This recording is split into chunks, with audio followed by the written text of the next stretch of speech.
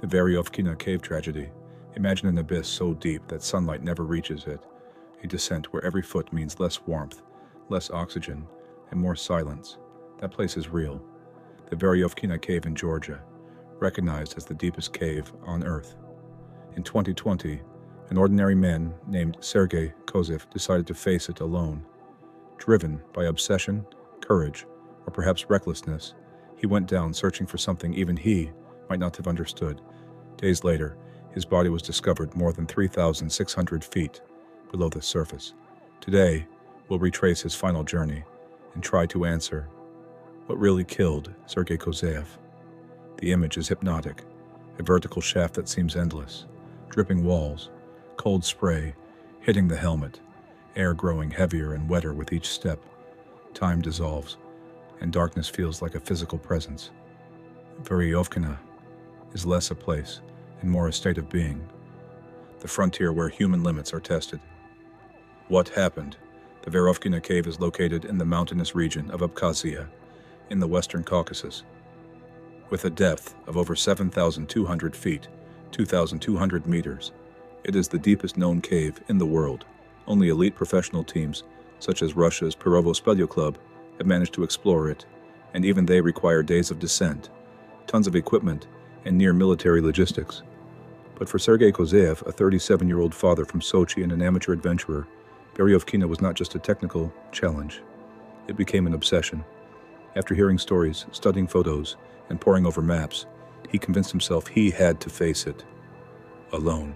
He wasn't a professional caver, had no sponsors, and no structured support team. Still, he believed he could conquer what many called the final frontier of underground exploration. In November 2020, Sergei set out for the Caucasus. He told his family he was going on a personal trip to reflect on life, never mentioning his real destination.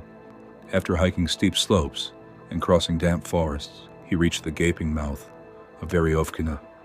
Alone, with only a backpack, ropes, food, and an improvised plan he pieced together from online forums and YouTube videos. His initial descent brought him to about 1,000 feet, where he used an old expedition base camp. There, he wrote in his diary, ate, and rested.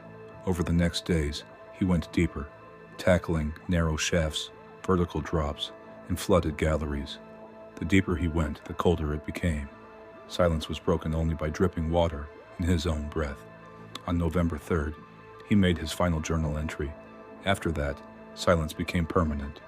In caves like this, the standard technique is SRT, single rope technique, where climbers ascend and descend a single rope with mechanical devices, redundancy, and constant safety checks.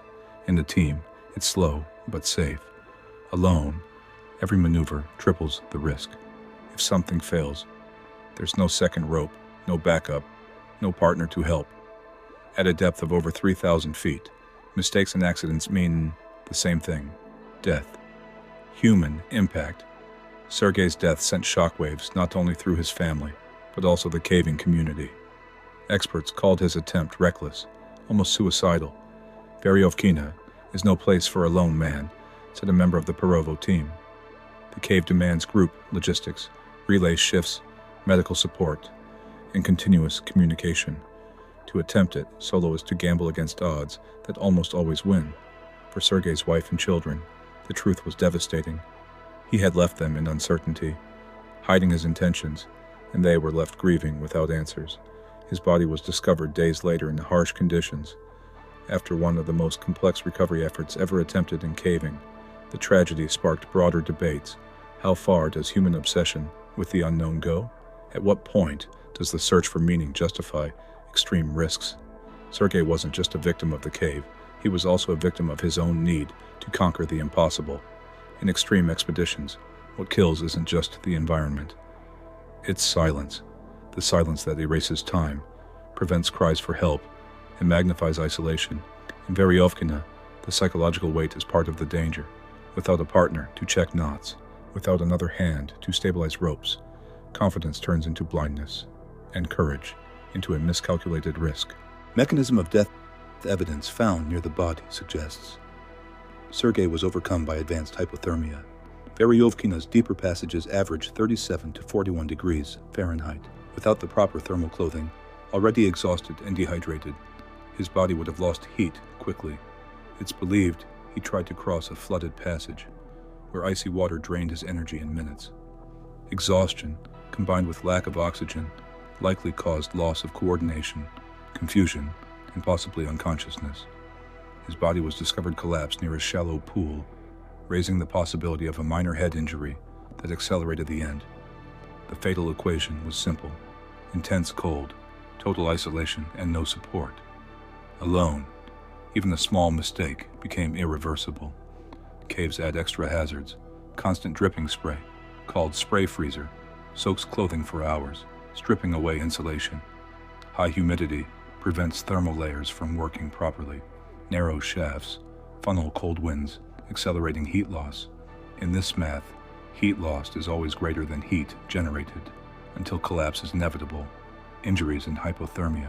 When rescuers found him, Sergei's body showed signs consistent with hypothermia: pale skin, rigid muscles, waterlogged gear.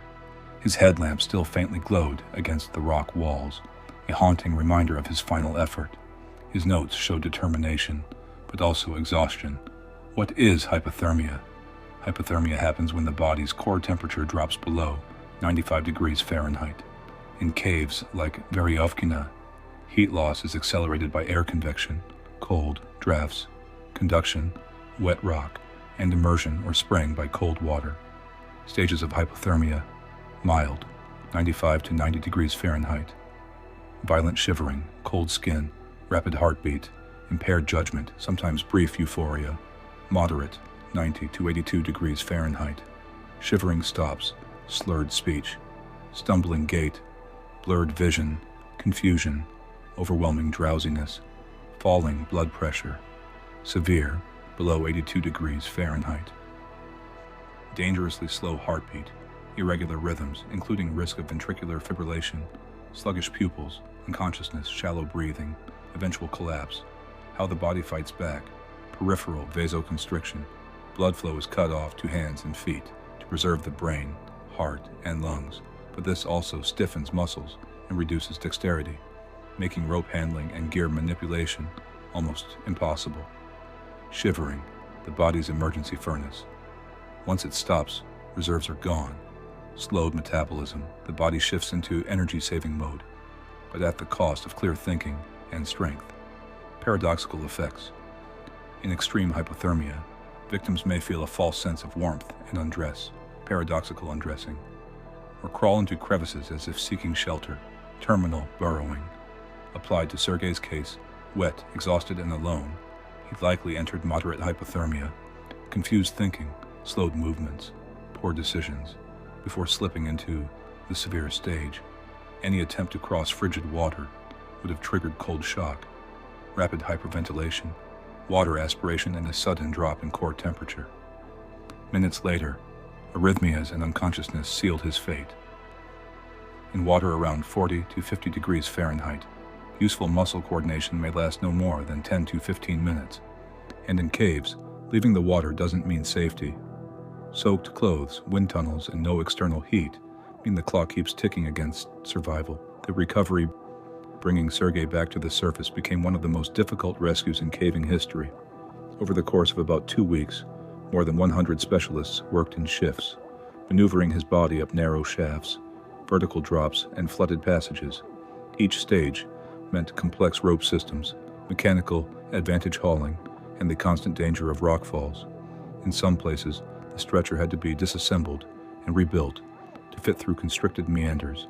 In flooded sections, rescuers synchronized pumping, diving, and hauling, all of it for someone who was already gone. It was grueling, physically and emotionally. Investigation and conclusion. Authorities concluded Sergei died of hypothermia, worsened by physical exhaustion. There was no foul play and no structural failure in the cave.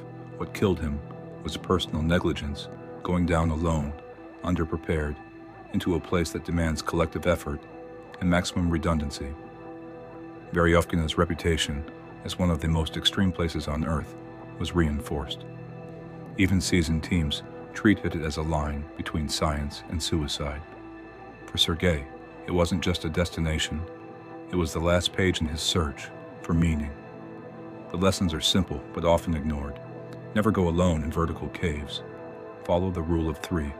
3 light sources, 3 insulating layers, 3 rope backups. Always have a surface contact with a rescue window. Conserve warmth. Avoid soaking layers. Find dry shelters.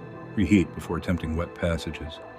When conquest becomes the goal, safety rules become suggestions, and that's when the cave takes its toll. The Veryovkina Cave tragedy reminds us of something essential. Nature does not forgive arrogance. Sergei didn't just die of cold. He died of the illusion that one man could face what requires the strength of many. In the deepest abyss on Earth, he found his final silence. And we are left with the question, how far can human obsession really take us? Sometimes, it's not the darkness that destroys us. It's the certainty that we are greater than it.